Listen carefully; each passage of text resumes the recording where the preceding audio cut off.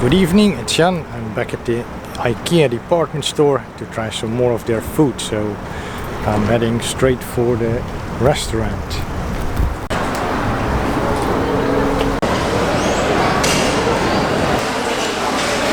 And the fish is a little bit dry, but it's quite okay. Chips.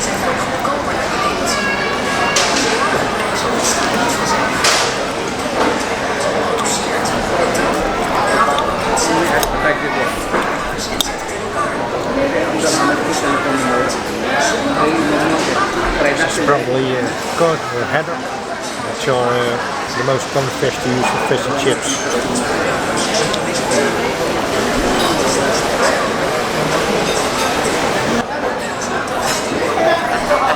Have some wine with it, Chardonnay.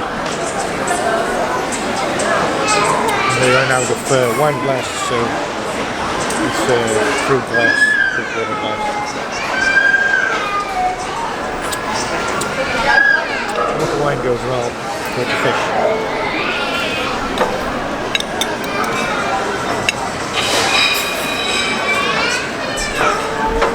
Fish is finished.